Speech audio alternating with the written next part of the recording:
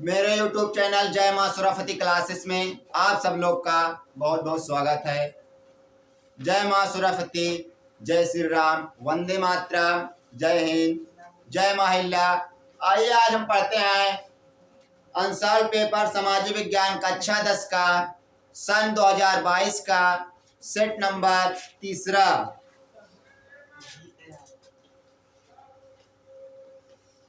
Paper का model है 825 BZ। खंड का में है बहुविकल्पी प्रश्न। पहला निर्देश क्या दिया है, निम्नलिखित विकल्पों में से सही उत्तर चुनकर अपनी उत्तर पुस्तिका में लिखिए। पहला प्रश्न है ऑटो वान बिस्मार्क का संबंध किस देश से था। का नंबर विकल्प है इटली, खा नंबर विकल्प है जर्मनी, गा नंबर विकल्प है फ्रांस, घा नंबर विकल्प है ब्रिटेन। तो ऑटो वान बिस्मार्क का संबंध जर्मनी देश से था। ऑटो वान बिस्मार्क जर्मनी के एकीकरण में महत्वपूर्ण भूमिका अदा की थी। फिर दूसरा प्रश्न है निम्नलिखित में से किसे सन 1871 में जर्मनी का प्रथम सम्राट घोषित किया गया। पहला ऑप्शन है विलियम प्रथम, दूसरा है विलियम द्वितीय, तीसरा है फ्रेडरिक विल्हेम प्रथम, फ्रेडरिक विल्हेम चतुर्थ। तो हमारा ऑप्शन नंबर 1 सही हो जाएगा। विलियम प्रथम को जर्मनी का प्रथम सम्राट घोषित किया गया था। तीसरा प्रश्न है सन 1789 ईस्वी में फ्रांस किस प्रकार का राज्य था। आप लोग बार बार सेट में देख रहे हैं कि फ्रांस की क्रांति से 100% एक प्रश्न पूछा जा रहा है। विकल्प नंबर का है असीमित राजतंत्र, खा सीमित राजतंत्र, गा प्रजातंत्र, घा गणतंत्र। तो फ्रांस जो राज्य था असीमित राज्य था, तो का नंबर विकल्प सही हो जाएगा। चौथा प्रश्न है निम्नलिखित में से कौन सा देश केंद्रीय शक्तियों में सम्मिलित था। पहला है का नंबर ब्रिटेन, खा नंबर फ्रांस, गा नंबर जर्मनी, घा नंबर रूस। तो जो केंद्रीय शक्तियों में संबंधित था हमारा विकल्प नंबर गा सही हो जाएगा, जर्मनी। पांचवा प्रश्न है श्रीलंका में निम्नलिखित में से कौन सा बहुसंख्यक वर्ग रहता है। आप लोग श्रीलंका और बेल्जियम की साझेदारी पढ़े होंगे। उसमें बताया गया था देखिए पहला नंबर का विकल्प है तमिल, खा नंबर ईसाई, गा नंबर सिंहली, घा नंबर मुस्लिम। तो विकल्प नंबर गा हमारा यहाँ सही हो जाएगा। सिंहलियों का सबसे ज्यादा सिंहली लोग श्रीलंका में निवास करते हैं, लगभग 70%। छठवां नंबर प्रश्न है बहुविकल्पी का निम्नलिखित में से कौन सा राज्य भारत का संघीय राज्य नहीं है। का नंबर उत्तर प्रदेश, खा नंबर महाराष्ट्र, गा नंबर पंजाब, घा नंबर दिल्ली।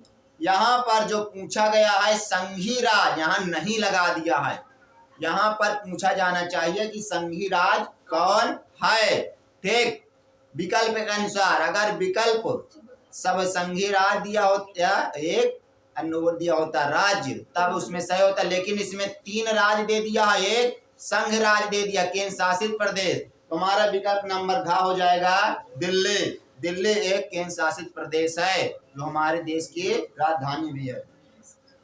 फिर अगला प्रश्न है अति लघुत्तरीय प्रश्न। अति लघुत्तरीय प्रश्न 2 नंबर का आता है। प्रश्न नंबर 7वां है 1929 में होने वाली आर्थिक महामंदी के 2 कारण लिखिए। सन 1929 ईस्वी में महामंदी के होने वाले 2 कारण निम्नलिखित है। उत्पादन की अधिकता और क्रय शक्ति में गिरावट। उत्पादन में की अधिकता हुई और क्रय शक्ति में गिरावट। जैसे मान लीजिए गांव के क्षेत्र में जब गाँवों में सब्जी ज्यादा बढ़ जाती है तो दाम में क्या हो जाती है, गिरावट हो जाती है। अगर किसान के पास जब गेहूं की पैदावार हो उस समय भी एकदम सस्ता दाम हो जाएगा। किसान के पास जब धान होता है पैदा उस समय भी सस्ता हो जाता है। फिर अगला प्रश्न है, लोकतांत्रिक शासन के दो लाभ बताइए। लोकतंत्र, लोकतंत्र कहते किसे हैं, जनता द्वारा चुनी गई सरकार को लोकतंत्र कहते हैं। जनता कौन चुनते हैं, वयस्क व्यक्ति है, जनता चुनती है अपने सरकार को। इसके दो लाभ पूछ रहा है। तो लोकतंत्र में सभी का समानता का अधिकार होता है। लोकतंत्र में बताया गया है कि इसमें सभी क्या होंगे, एक समान होंगे। दूसरा नंबर, अभिव्यक्ति की स्वतंत्रता रहेगी और चाहे जो व्यक्ति जहां भी जा सकता है, उसके कोई गुलामी नहीं, वो एकदम स्वतंत्र है। चाहे पढ़ाई के क्षेत्र में हो, चाहे चुनाव लड़े, चाहे जो, उसमें सबकी स्वतंत्रता रहती है, चाहे जिसको वोट दे लोकतंत्र में। फिर अगला क्वेश्चन है, निर्धनता लोकतंत्र के लिए घातक है, इस कथन की विवेचना कीजिए। तो निर्धनता, निर्धनता मतलब गरीबी, गरीबी लोकतंत्र का एक अभिशाप है। गरीबी और अमीरी में एक बहुत बड़ी खाई है। जितना जो अमीर है वो अमीर होता चला जा रहा है और जो गरीब है वो नीचे गरीब होता चला जा रहा है। यहाँ पर हमारी सरकार भी ज्यादातर अमीरों को भी ध्यान देती है। इस तरह खुद लिख सकते हो, बना। फिर अगला प्रश्न है, लघु उत्तरीय प्रश्न, वैश्वीकरण ने किस प्रकार राष्ट्रीय कंपनियों को बहुराष्ट्रीय कंपनियों एमएनसी के रूप में उभरने योग्य बनाया। तो वैश्वीकरण ने अनेक प्रकार की कंपनियों को औद्योगिक के क्षेत्र में उभरने के लिए उत्साहित किया, परिवहन को उत्साहित किया, अनेक प्रकार की खोजें हुई वैश्वीकरण से। फिर अगला क्वेश्चन है, अथवा वाला इसमें छोड़ते। फिर देखिए, व्यक्ति की गरिमा, गरिमा बोलते हैं ना, गरिमा बचा कर रखिए, इज्जत। गरिमा की अभिव्यक्ति के संदर्भ में लोकतांत्रिक व्यवस्था का मूल्यांकन हम किस प्रकार कर सकते हैं, लिख देना है। व्यक्ति की गरिमा के अभिव्यक्ति के संदर्भ में लोकतंत्र व्यवस्था को बचाने के लिए हम अनेक प्रकार के मूल्यांकन कर सकते हैं। जैसे लोकतंत्र में जनता द्वारा सरकार का चुनाव होता है, इसमें जनता स्वयं अपना अधिकार निर्धारित करती है। इसके अनुसार सरकार का चुनाव होता है, जनता जिसको चाहेगी उसका चुनाव करेगी। चुनाव जो होता है उसमें अप्रत्यक्ष रूप से मतदान किया जाता है। मतदान करते समय केवल वही व्यक्ति जानता रहता है जो अपना मतदान देने जाता है, उसके अलावा कोई भी व्यक्ति उसको नहीं जान पाता कि वो किसको मतदान दिया है। फिर अगला प्रश्न है दीर्घ उत्तरीय प्रश्न। दीर्घ उत्तरीय प्रश्न जो होता है 6 नंबर का आता है। असहयोग आंदोलन किसने चलाया था? इसके किन्हीं 3 कारणों का उल्लेख कीजिए। तो असहयोग आंदोलन सन 1920 ईस्वी में चलाया गया था महात्मा गांधी के द्वारा। यह आंदोलन रोलेट एक्ट, जलियांवाला बाग हत्याकांड के बाद चलाया गया था। इसके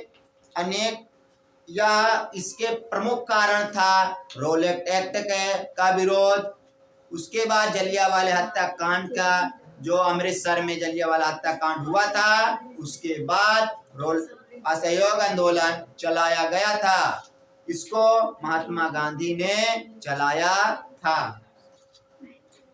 फिर आता सविनय अवज्ञा आंदोलन कब चलाया गया अथवा में? इसके प्रमुख 3 कारणों को ले तो हमको एक करना है। सविनय अवज्ञा आंदोलन सन 1919 ईस्वी में चलाया गया था।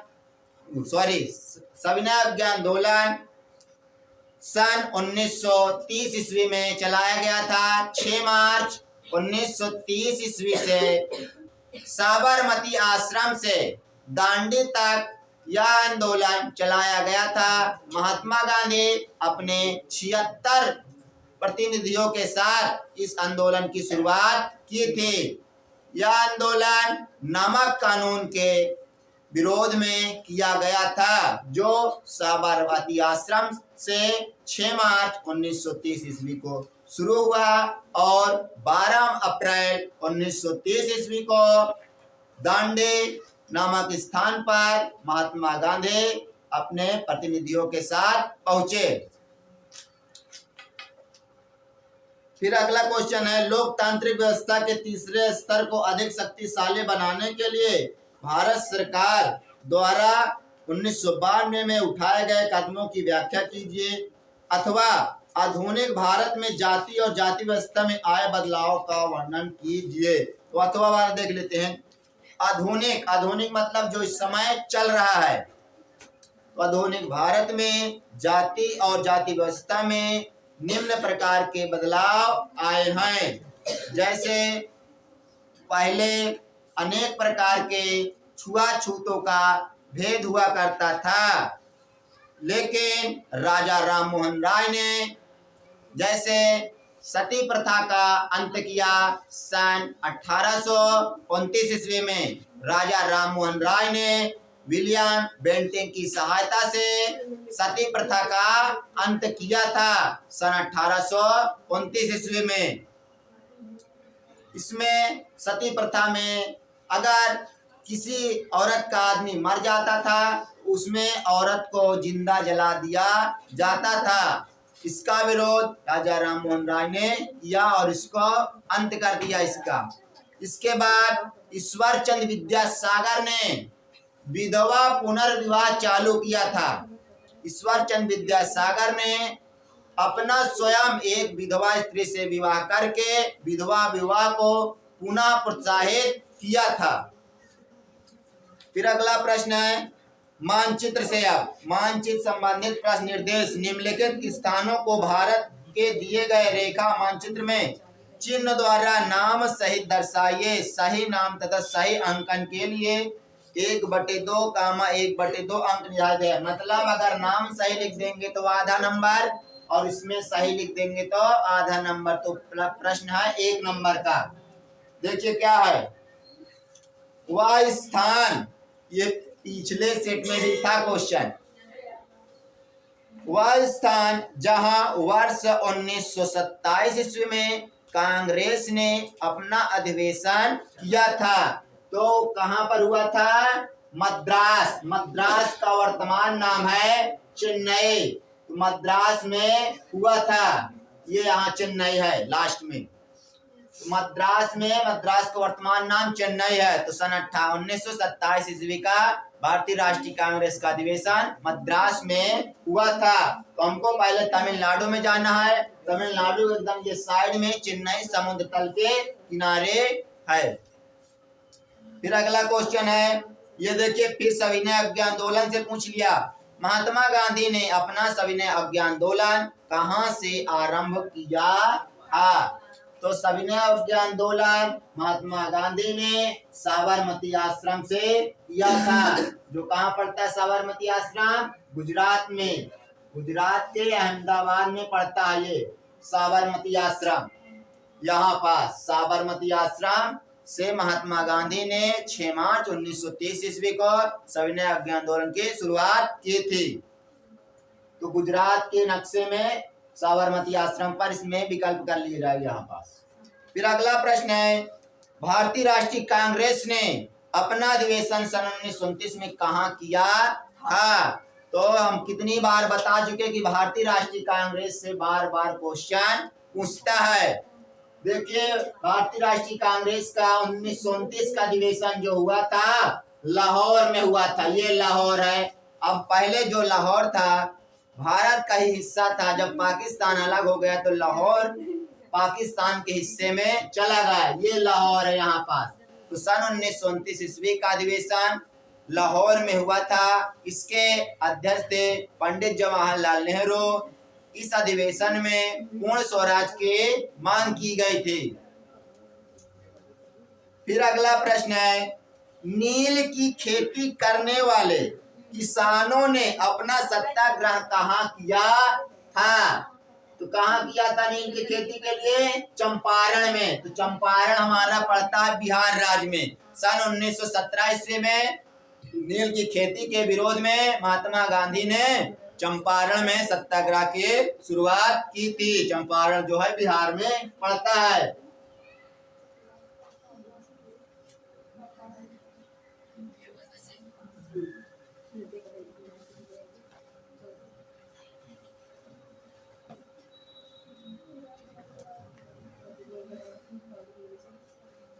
ये बिहार में लगा देंगे यहाँ पास। फिर अगला प्रश्न है जलियांवाला बाग।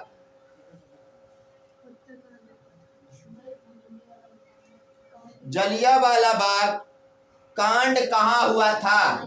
जलियांवाला बाग कांड कहाँ हुआ था? पंजाब के अमृतसर में हुआ था। 13 अप्रैल सन 1919 ईस्वी में जलियांवाला बाग हत्याकांड अमृतसर में हुआ था। इसमें रविन्द्रनाथ टैगोर ने नाइटहुड की उपाधि त्याग दी थी। नाइटहुड की उपाधि अंग्रेजों ने रविन्द्रनाथ टैगोर को सन 1914 ईस्वी में दी थी। ये यहाँ हो जाएगा अमृतसर। फिर आता है खंड खा। खंड का बहुविकल्पीय प्रश्न। 15 नंबर प्रश्न है बहुविकल्पी का। पंजाब में भूमि निम्नीकरण का निम्नलिखित में से प्रमुख कारण क्या है? पहला है गहन खेती, अधिक सिंचाई, वनोन्मूलन, अधिक पशुचारण। तो हमारा विकल्प नंबर खा सही हो जाएगा, अधिक सिंचाई। फिर 16 नंबर प्रश्न है बहुविकल्प का। निम्न में से कौन सा एक व्यक्तिगत संसाधन नहीं है? व्यक्तिगत संसाधन नहीं है। देखिए पहला नंबर का है बागान, खा चारागाह, गा भूमि, घा खनिज संसाधन।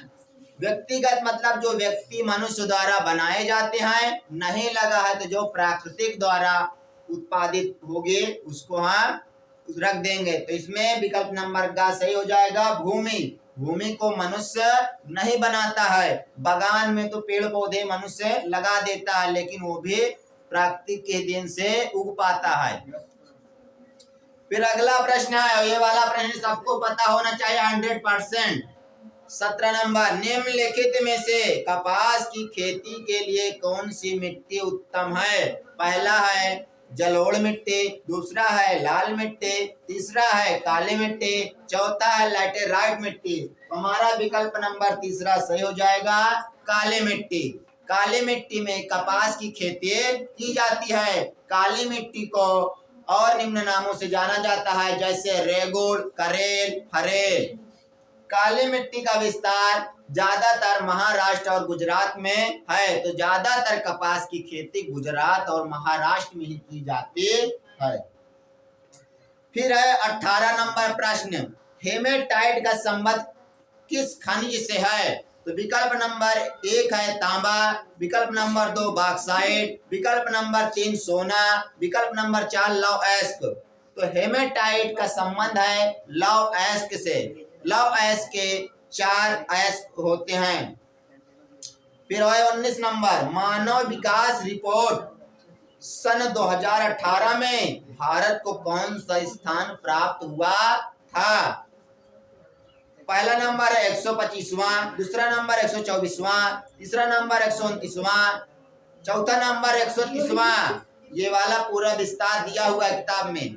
तो 130वां स्थान भारत को प्राप्त हुआ है सन 2018 में मानव विकास के अनुसार।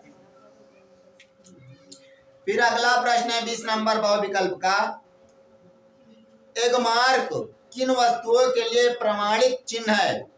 पहला है उपभोग वस्तु, दूसरा है सेवा वस्तु, तीसरा है खाद्य पदार्थ, चौथा इलेक्ट्रॉनिक। तो हमारा विकल्प नंबर 3 सही है, खाद्य पदार्थ। खाद्य पदार्थ मतलब खाने वाले पदार्थ।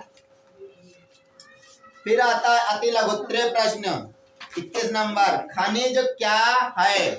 अब खनिज क्या है? मिट्टी से जो भौतिक पदार्थ खोद कर खननों से निकाले जाते हैं उन्हें हम खनिज पदार्थ कहते हैं। जैसे जो लौह होते हैं ना, कोयला, लोहा, ये सब मिट्टी से निकाले जाते हैं, फिर उसके बाद संशोधित किए जाते हैं, तब शुद्ध होता नहीं। पहले जब खनिज से निकाले जाते हैं तो अशुद्ध रहता है।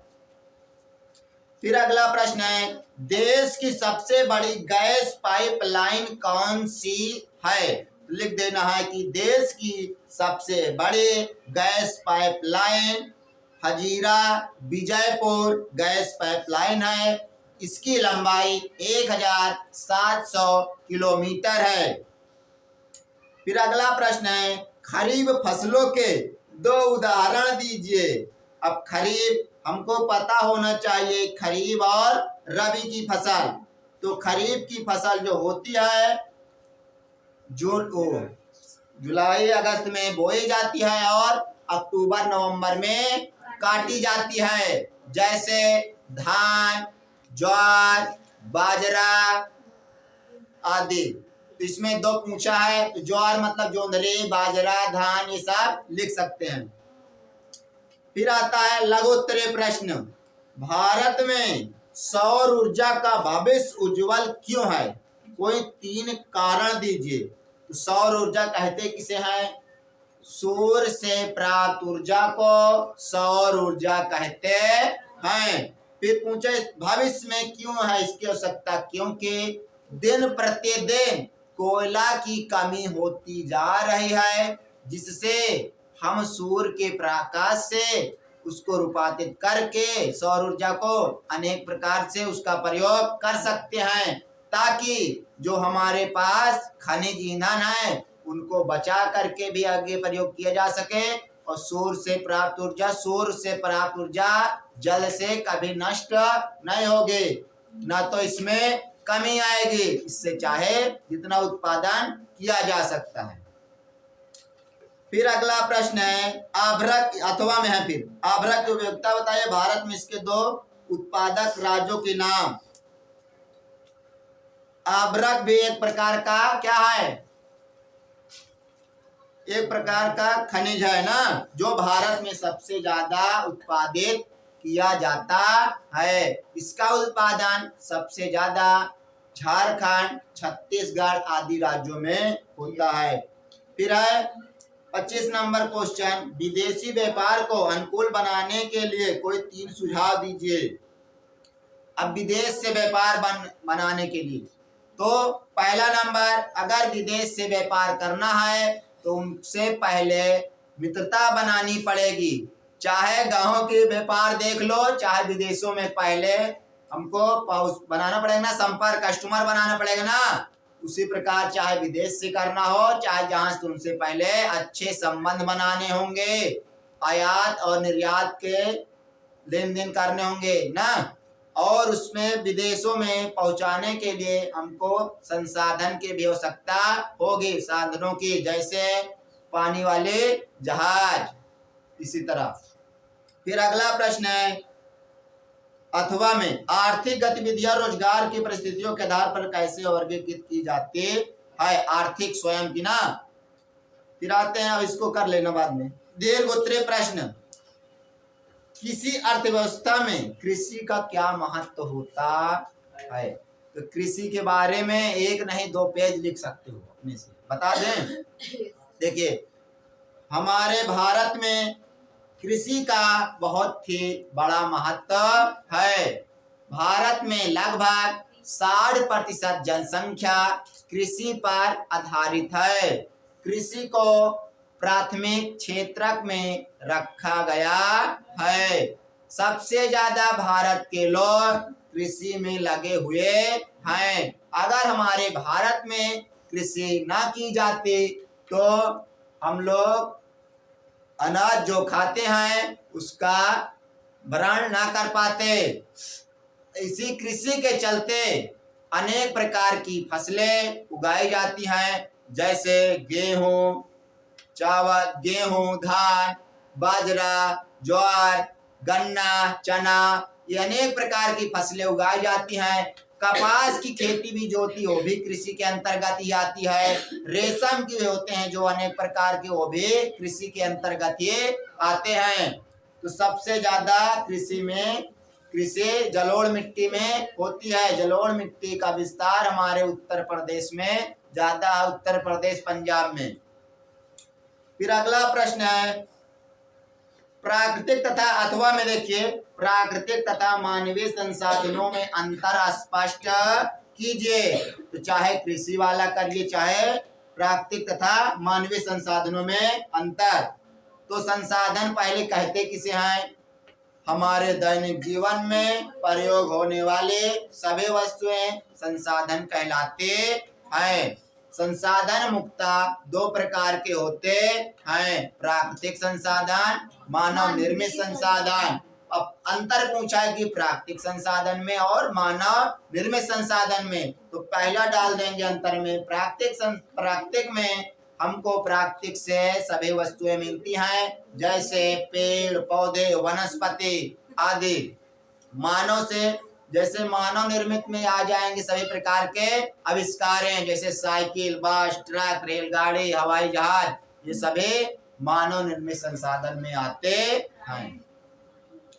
फिर अगला प्रश्न है तृतीयक क्षेत्रक अन्य क्षेत्रों से भिन्न कैसे है, व्याख्या कीजिए। अब तृतीयक क्षेत्रक और क्षेत्रक से भी बार बार क्वेश्चन प्रश्न पूछा जा रहा है, तो लिख देंगे कि तृतीयक क्षेत्रक अन्य क्षेत्रों से भिन्न इसलिए है क्योंकि इसमें अनेक प्रकार के संसाधन, अनेक प्रकार की खोजें तृतीयक क्षेत्र के अंतर्गत ही रखा गया है। तृतीयक क्षेत्र से सबसे ज्यादा सरकार को फायदा होता है। इस क्षेत्र को सेवा क्षेत्र के नाम से भी जानते हैं। फिर आता है राष्ट्रीय आय तथा प्रति व्यक्ति आय में भेद कीजिए अथवा विभिन्न तुलना करने के कौन बेहतर है। देखिए तृतीय क्षेत्र वाला कर चुके हैं, अब आते हैं मानचित्र में। मानचित्र में है पहला क्वेश्चन 28 नंबर में आता है टिहरी बांध चिन्ह द्वारा नाम सहित लिखिए। तो टिहरी बांध किस नदी पर बनाया गया है? गंगा की सहायक नदी भागी और विलंगना नदी पर टिहरी बांध उत्तराखंड में बनाया गया है। टिहरी नामक स्थान पर, यह टिहरी है, यहाँ पर टिहरी नामक स्थान पर टिहरी बांध बनाया गया है उत्तराखंड। तो उत्तराखंड में यहाँ पर लगा देंगे तो हमारा सही हो जाएगा। फिर आगे प्रश्न है आभरक उत्पादन का एक क्षेत्र चिन्ह द्वारा नाम सहित लिखिए। इसके पहले भी आभरक वाला अथवा पूछा था, तो आभरक हो जाएगा हमारा आंध्र प्रदेश में। आंध्र प्रदेश में कहीं भी लगा देंगे, क्षेत्र केवल पूछा है तो आंध्र प्रदेश राज्य में सबसे ज्यादा आभरक का उत्पादन होता है, आंध्र प्रदेश में। हाँ, फिर आ गया अगला क्वेश्चन है आणविक ऊर्जा का एक क्षेत्र चिन्ह द्वारा नाम सहित लिखिए।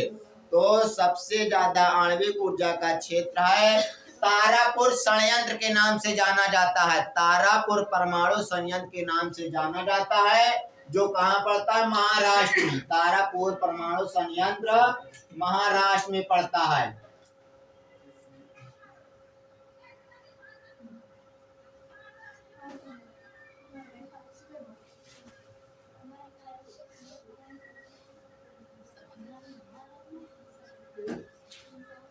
ये यहाँ पर। फिर अगला प्रश्न है ताप्ती नदी, यहाँ लिखा तापी नदी। ताप्ती नदी किस सागर में गिरती है? अब देखिए ताप्ती नदी बहती कहाँ है? गुजरात में ना। तो यहाँ पर इधर कौन सा सागर है? अरब सागर। तो ताप्ती नदी सूरत के किनारे बहती है, सूरत से होकर कहाँ जाएगी? अरब सागर में गिर जाएगी ताप्ती नदी ना।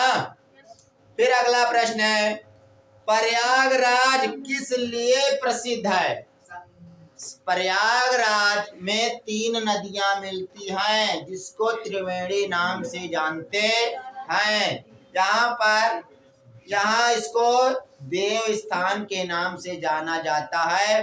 लोग कहते हैं कि प्रयागराज में भगवान निवास करते हैं, तो मैप में बताना है प्रयागराज यहाँ पास है। ठीक, इसी के साथ हमारा समाज विज्ञान का तीसरा सेट खत्म होता है 2022 का। वीडियो देखने के लिए धन्यवाद।